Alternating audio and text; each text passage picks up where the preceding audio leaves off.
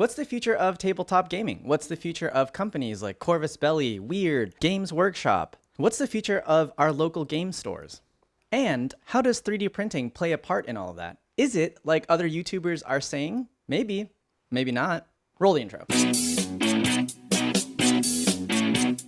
Welcome to Corner Case. You're in the hobby corner. I'm your host, your Doc Brown, and your best friend, Deck. First disclaimer, this video is not authoritative. We are facilitating a discussion here. The purpose is to explore concepts about the future. I want to talk about 3D printing, but not really like everyone else. See, these 3D printing companies are pumping out these machines for the home consumer, and there's this whole ecosystem now built up of small teams of sculptors that enable that economy, and we now have all the tools that we need as consumers to 3D print our own little worlds from the comfort of our homes. But do we really think that this is it? Do we really think that the technology will just keep getting slightly better?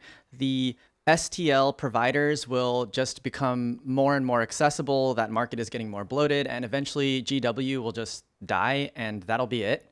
I don't exactly think so. Now, before we go any deeper, I think we need to address the big virtual elephant in the room, and that is, of course, the metaverse. We are in an in-between time, the in-between, if you will. We are in between not completely being fully immersed in the metaverse, but starting as consumers to expect that level of control over our environments that we would have in a digital space. When you're in the metaverse, your entire environment, all your objects, your whole reality is simulated. Now, what does tabletop gaming mean in that context in the future? That is a discussion for a future video. Today, we are talking about the in-between. We're not in the metaverse, but we expect that level of control over our environment. As an example, here is the recent Taiga Wavy Baby. I think this is a perfect example. The shoe is literally a meme. Does it make sense? Not with that attitude. But I think it illustrates the blurred lines between our digital and physical worlds very well. So let's jump into some ideas. Let's talk a little bit about the game store. Another way to talk about 3D printing, not just from home, is in the context of decentralized manufacturing. Most products now are made and manufactured in a single place, centralized place, factories, and then they're distributed out to retail stores or directly to consumers. So what I'm calling the My Mini Factory meta circumvents that whole system by distributing products digitally and offloading the manufacturing to you, the consumer.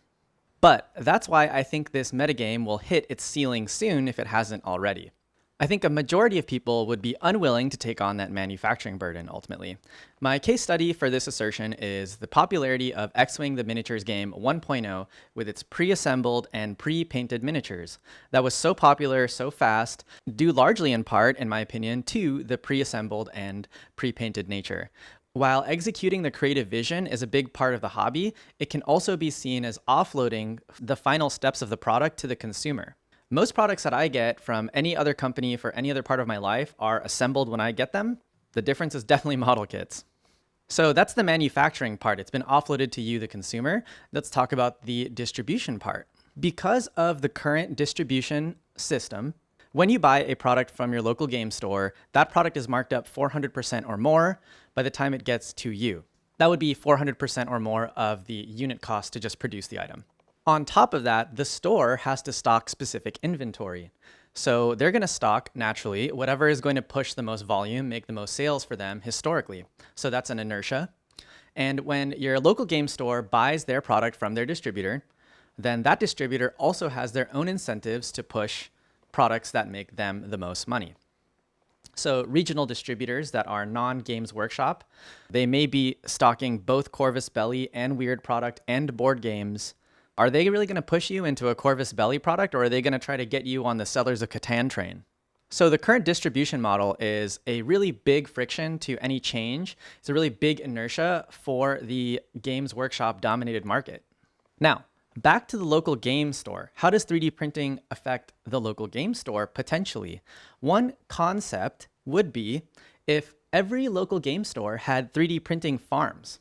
So the first benefit of a local game store having a 3D printing farm, obviously it's offloading that manufacturing from you, the consumer, and back into a place where you can now just purchase product. So they can print minis on demand and you can buy them as you normally do. I think one idea is it could be a 3D farm for rent. So you could have your own models, you ask them to print them, or it could actually be a direct distribution model from the actual gaming companies. So Weird Games wants to do a model, they'll release files to the local game store, and that is how you purchase your minis. This idea blows up even more, but we'll talk about it in a little bit. Another benefit is that instead of having to stock specific inventory, they're now just stocking the printing material. So now, if you only have like so much space on your wall, you're not using that space to merchandise product as much, which means they can follow trends a lot more adaptably and not have the burden of physical product that doesn't move, that stays in inventory for too long. I've definitely been to stores that look like they've probably had a couple miniature games on the shelf for a pretty long time, and they would just like to get out of them, versus if it's a printing material inventory only, they can print whatever is going to make them money at that time, and there's not ever going to be excess inventory except for the material itself. In terms of the printer farm for rent, it actually enables you, the consumer, to access a bigger line of printers. So if you're trying to execute a vision, you can execute that vision a lot faster. It took me over 2 weeks to print an infinity terrain board, versus if I had a printer farm available to me, that probably could have taken just a few days. Then you can also create a system where people are booking the printers. So you can charge a big discount if they have a longer lead time or a longer deadline, and you can charge a premium for if people need things faster. When you consider that a fleet of Elegoo Saturns could potentially be lined up on a wall, very quickly you start to realize that a lot of the store space can now become space for play. And because you're able to make so much terrain, you're able to make a really customized and rich experience for players. Think about the mini wargaming bunker. If you haven't seen it, actually, like literally just last week, time of recording, Winter's SEO just released a video where they gave him the keys to the mini wargaming bunker and he explored it, and it's so cool. That's exactly the type of experience I think most gamers would want from an LGS. It's friggin' awesome. But when my LGS started charging a table fee, a lot of gamers were kind of opposed to it. And I think it is because it was seen as not providing any extra experience. But if most of your store was actually play space, because all of your inventory was just resin, then you can kind of create these custom experiences a lot more easily. You have more space for it, and you can execute it at a lower cost and faster. You start to think about, like, what does it mean to rent a tabletop gaming experience? Nowadays, you probably could not run that type of business model, renting a tabletop gaming experience. A Warhammer army is so expensive, and if anyone were to break or steal your 40K Imperial Knight, for example, you're like in the hole $120 and like 24 hours of painting.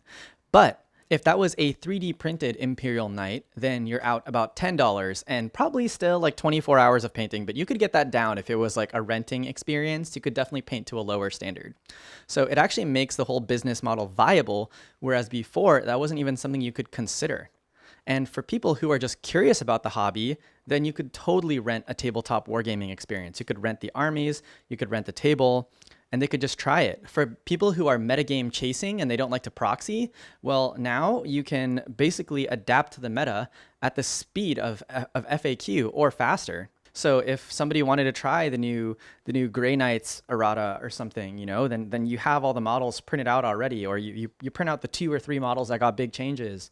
And now people can kind of test drive that. So you give them a way to experience the hobby by dipping in and dipping out, or you give people a way to adapt more quickly at the speed of digital that they would otherwise be like trying to play catch up, drowning in their sea of gray. So it's a crazy idea, absolutely crazy idea. Remember that this is not an authoritative video, and I don't necessarily think it's a good idea, but I think it's interesting, the concept of rent a tabletop wargaming experience. And it blows up even more. Like, think about, so Kill Team has been releasing war zones or different themes and settings every quarter. So we're on like, what is it called? Morok now, I think it's called, is the new one. Imagine if Games Workshop released terrain files 2 to 3 weeks in advance to these 3D print farming LGS, so that on the day of the release of the models themselves, the LGS has a bunch of tables that are already furnished with that setting. Or think about like Necromunda Ash Wastes. Oh, that would be so cool if you go to your local game store and 2 of the tables for the next week, because of launch, are reserved for your Ash Wastes setting. And then after that, maybe they make it a scarcity economy. They either sell off the tables or they put them on the shelf until next time. But that's a way to get that first party experience of the world.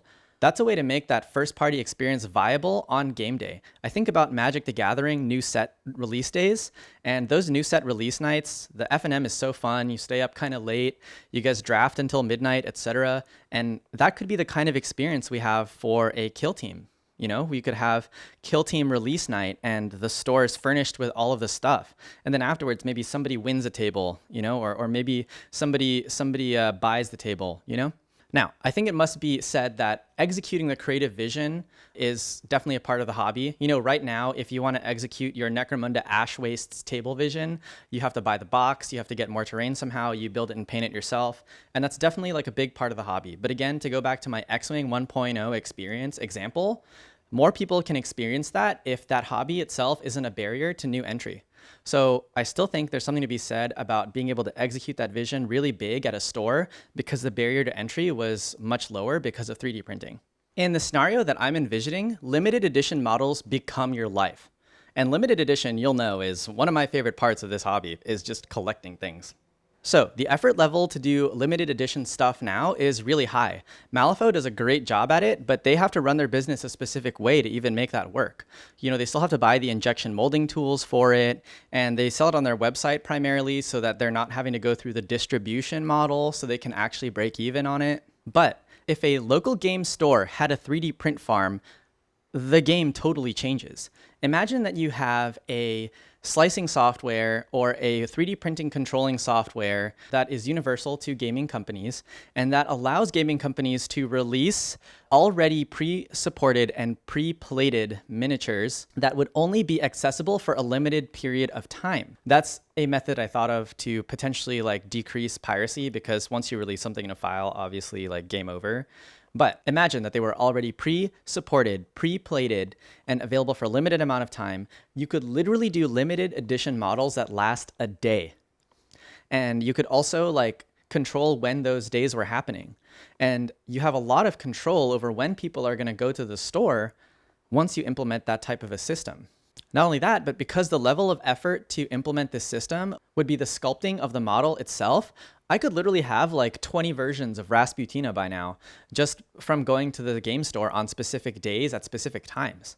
So it's really, really cool stuff. I mean, like nowadays, when Games Workshop does a limited edition model, they're scared to not make money. So they're like limited edition Space Marine Lieutenant again. Doing this, they could limited edition literally from any faction. So it really opens up the doors for the types of experiences collecting that you can have as well. Anyway, decentralized manufacturing, lots of different ideas. Once you start to think about 3D printing as it's implemented at the business level instead of at the home level, yes, like home 3D printing is awesome. And as one of the consumers who really partakes in 3D printing at home, I super enjoy it. I'm a big advocate for it. But based on what I see as a success of X-Wing 1.0, pre-assembled and pre-painted, I think the reality is that there's a large part of the consumer base that doesn't necessarily want that burden of manufacturing.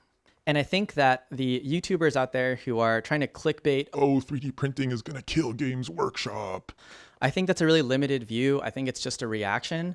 I think that there's a lot to be excited about for the future of the hobby when you think about it this way, and especially in this in-between time where things are just getting so good before it all just ends in the metaverse.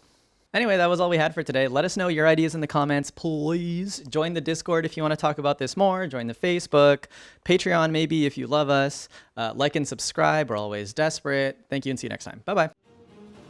Venerate the Emperor by subscribing now. Only in death does subscribing end.